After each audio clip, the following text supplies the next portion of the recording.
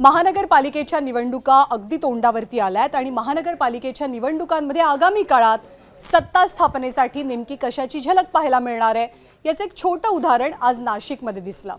सत्तेसाठी सगळेजण काय करू शकतात याचा अंदाज नाशिकच्या या उदाहरणावरून आपल्याला बांधता येईल। त्याचं झालं असं की नाशिकमध्ये काल शिवसेना उद्धव बाळासाहेब ठाकरे आणि राज ठाकरेंची मनसे या दोनही नेत्यांचे दोन शिलेदार आपल्या नेत्यांनी युतीची घोषणा केल्यामुळे जल्लोषात आणि आनंदात नाहून गेले होते।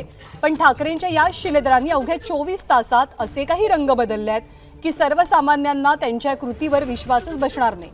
ठाकरे बंधूंनी युतीची घोषणा केल्यावर दिनकर पाटील यांनी मनसेचे प्रतिनिधी म्हणून तर विनायक पांडेंनी उद्धव ठाकरेंचे प्रतिनिधी म्हणून काल एकमेकांना पेढेही भरवले। पण या पेढ्यांचा ढेकर देण्याआधीच दोघेही थेट आपापल्या नेत्यांना रामराम ठोकत भाजपत डेरेदाखल झाल्यात। दिनकर पाटील, विनायक पांडे, उद्धव ठाकरेंच्या शिवसेनेचे यतीन वाघ यांच्यासोबत काँग्रेसचे नेते शाहू खैरे यांनी थेट भाजपच्या पायी आपली निष्ठा वाहण्याची शपथ घेतली आहे।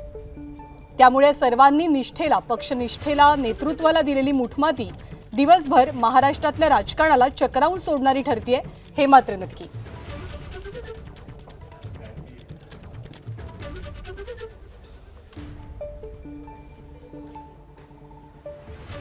तर या दोनही नेत्यांनी काल जेव्हा आपले नेते एकत्र आले तेव्हा जेव्हा जल्लोष झालेला होता तेव्हा त्यांच्या प्रतिक्रिया काय होत्या आणि आज जेव्हा त्यांनी भाजपत प्रवेश केलेला आहे तेव्हा त्यांनी काय प्रतिक्रिया दिल्या, त्यांचे विचार कसे बदलले आपण पाहूया। संपूर्ण महाराष्ट्राला खूप आनंद झालेला आहे। राजसाहेब आणि उद्धव साहेब एकत्र आले आहेत महाराष्ट्राला न्याय मिळण्यासाठी, लोकशाही जिवंत राहण्यासाठी। आज दिवाळी साजरी होते या महाराष्ट्रामध्ये।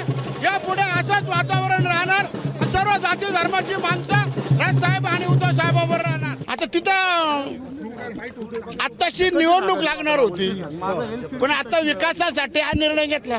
आता निर्णय झालाय। आपण काल सुपडा साफ मी काय बोललो काय राहिलो आता तो विषय घेऊ नका। आता भारतीय जनता पार्टीत फक्त विकासासाठी चाललोय, कोणावरही नाराज नाही, नव्हतो, यापुढे नाही। खऱ्या अर्थाने दोघं भाऊ मराठी माणसाच्या हक्कासाठी जे एकत्रित आले। तुम्ही बघा का येणाऱ्या निवडणुकीमध्ये हे जसं देशामध्ये आपलं महाराष्ट्रामध्ये भ्रष्टाचाराने बरबडलेलं सरकार यांचा सुपडा साफ मुंबईमध्ये आणि महाराष्ट्रामध्ये झाल्याशिवाय राहणार नाही। काल तुम्ही जल्लोषामध्ये म्हणत होतात की ठाकरे बंधू संपूर्ण महाराष्ट्रामध्ये सत्ताधाऱ्यांचा भाजपचा सुपडा साफ करणार आणि आज त्याच भाजपात तुम्ही चाललाय। आता आम्ही करू सुपडा साफ। कोणाचा? हा यांचा मनसे शिवसेना युतीचा आम्ही सुपडा साफ करू। तर काल ज्या पक्षासाठी आणि ज्या नेत्यांसाठी जल्लोष केला, ज्यांच्या सोबत उभं राहण्याची भाषा केली, आज त्यांच्याच विरोधात जाऊन हे सगळे नेते बोलायला लागलेले आहेत। कोणकोणते असे नेते आहेत की ज्यांनी पक्षनिष्ठेला प्राधान्य दिलं नाही, त्यांनी सत्तेला प्राधान्य दिल्याचं बोललं जात आहे। एक नजर टाकूयात। यामध्ये शिवसेना उद्धव बाळासाहेब ठाकरे पक्षाचे माजी महापौर विनायक पांडे यांचा समावेश आहे। उबाठाचे यतीन वाघ, मनसेचे माजी आमदार नितीन भोसले, मनसेचेच नेते दिनकर पाटील आणि काँग्रेसचे नेते शाहू खैरे या सर्व नेत्यांनी आज भाजपचा झेंडा हाती घेतलाय।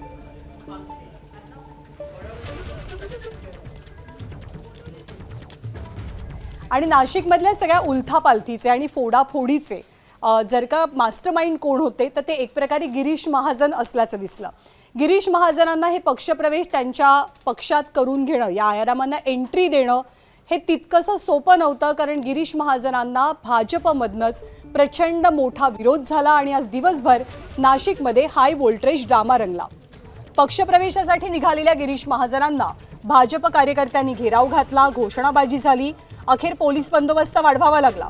भाजपच्या आमदार देवयानी फरांदेंना तर अश्रूही अनावर झाले।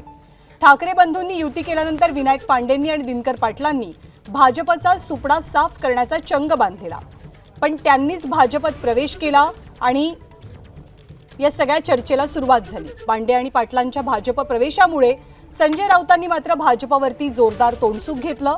त्यामुळे नाशिकचा हा हाय व्होल्टेज ड्रामा आज दिवसभर चक्रावून टाकणारा ठरला।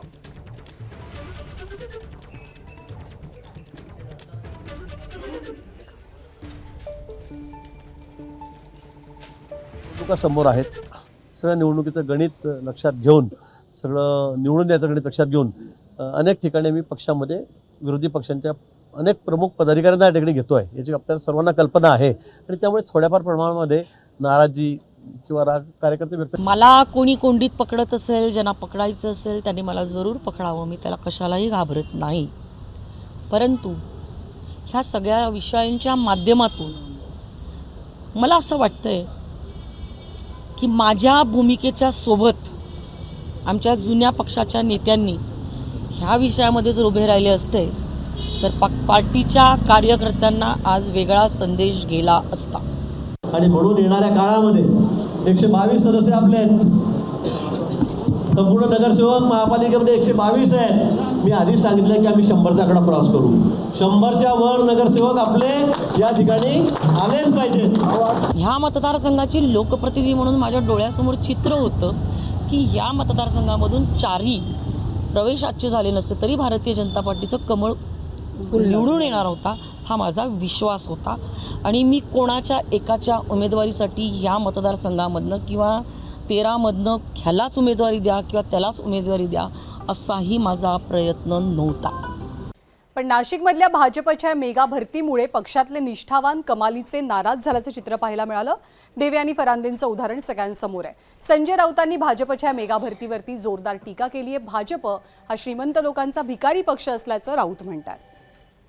शंकर पाटील लाडू वाटत होते, लाडू भरवत होते.